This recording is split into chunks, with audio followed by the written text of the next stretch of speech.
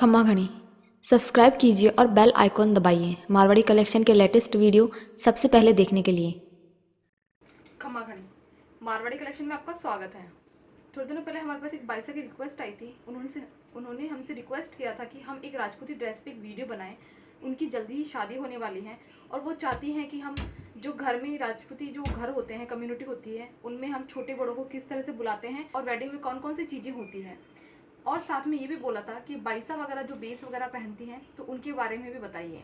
उन बाइसा की जल्दी ही शादी होने वाली है, तो ये वीडियो उन बाइसा लोगों के लिए भी है जिनकी जल्दी ही वेडिंग होने वाली है, जो आउट ऑफ राजस्थान से हैं। क्योंकि राजस्थान के जो लोग हैं उन्हें ये पता होता है कि किस तरह से इस ट्रेडिशनल वियर को हम पहनते हैं या फिर इनमें कौन कौन सी चीज़ें होती है।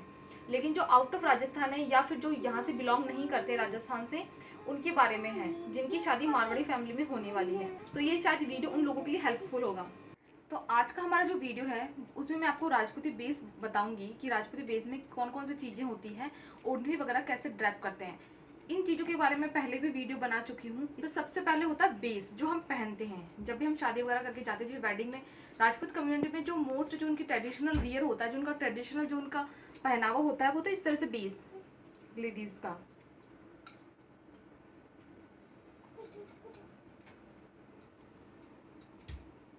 और उसके साथ में हम ओढ़नी को वियर करते हैं, मतलब ओढ़नी को हम ओढ़ते हैं। इस तरह से एक ओढ़नी होती है जिसको हम बेस के ऊपर ओढ़ते हैं।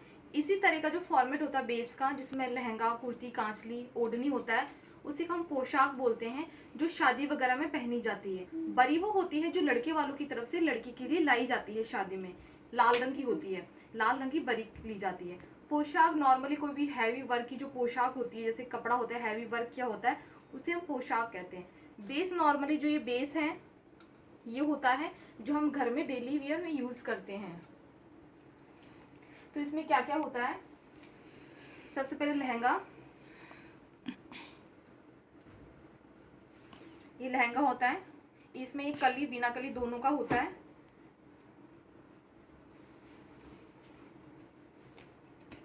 और ये देखिए जो लहंगा है उसमें मंगजी, ये नीचे मंगजी होती है। सेकंड ये कुर्ती, या फिर कुर्ती देख सकते हैं, इस तरह से पहनी जाती है, कांचली के ऊपर पहनी जाती है। ये कुर्ती होती है, कुर्ती कांचली, उनमें सब में ये मंगजी निकली रहती है अलग से। तो ये कांचली होती है जो कुर्ती के नीचे पहनी जाती है। ये कुर्ती रही, ये कांचली होती है, ठीक है। इसके पीछे जो है डोरी लगी होती है दोनों तरफ, जो आपके पीछे बांधने के काम आती है। इसमें कोई चैन या कोई बटन वगैरह नहीं लगा होता है। वैसे जो राजस्थान में वो है उन्हें पता होती है ये चीजें, लेकिन जो आउट ऑफ राजस्थान है या फिर जो जिनकी शादी मारवाड़ी या फिर किसी राजपूत कम्युनिटी में हो रही है, जो बाहर से बिलोंग करते हैं, तो उन्हें ये चीजें नहीं पता है। बेस के ऊपर हम ओढ़ते हैं ओढ़ना। देखिए इस तरह से ओढ़ना ये होता है जो मैंने ओढ़ रखा है इस तरह से।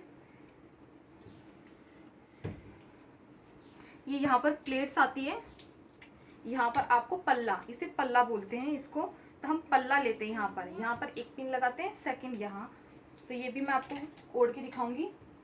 पहले मैं इसके बारे में कुछ बता देती हूँ आपको। ये देखिए ये दुपट्टा है।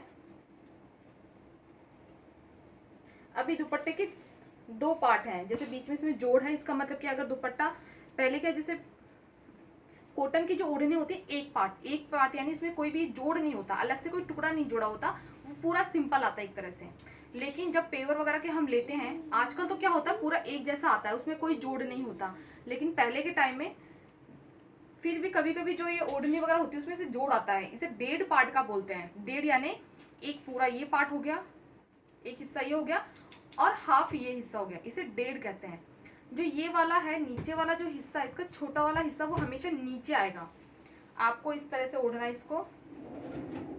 देखिए ये पल्ला है, इस पल्ले को हम ऐसे करके यहाँ पर जो आपकी कांचली होती है वहां पर आपको पिन की हेल्प से यहाँ पर लगाना होता है। सेकंड यहाँ पर आपको पिन अप करना होता है। तो ये आपका पल्ला हो गया। बाद में आपको नीचे प्लेट्स डालनी होती है। तो ये आपका दुपट्टा है। ये देखिए जो हाफ पार्ट है, जो छोटा पार्ट है, वो हमेशा नीचे रहता है, इसे कभी भी ऊपर ना लें। अगर आप इसे ऊपर लेंगे तो क्या होगा, ये आपके यहाँ पे कंधों पे आएगा, या आपके यहाँ कंधे पर आता है। तो ये जो छोटा वाला पार्ट है वो हमेशा नीचे आएगा। तो इस तरह से इसकी प्लेट्स बना लें, जैसे हम साड़ी में प्लेट्स बनाते हैं, छोटी बड़ी कैसे भी आपको जैसे सही लगे, उससे सब प्लेट बना के यहाँ पर लहंगे में प्लेट्स लग जाती हैं। बाइसा ने हमसे ये भी पूछा था कि जो दुपट्टे में कौन कौन सी चीज़ें लगी होती है वो भी हमें बताइए। तो मोस्टली जो दुपट्टा होता है कॉटन का या नॉर्मली जो भी दुपट्टा होगा पेवर वगैरह, उसमें हम क्या लगाते हैं, इस तरह से गोटा लगाते हैं। आप ये देख सकते हैं गोटा लगा हुआ।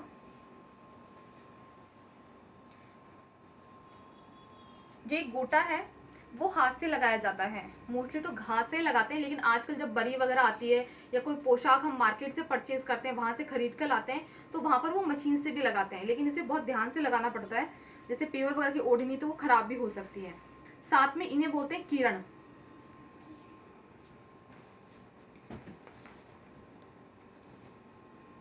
तो देखिए ये छोटी है, इनकी जो लेंथ है लंबाई वो छोटी है, और इन किरण के देखिए ये थोड़ी साइज में बड़ी है।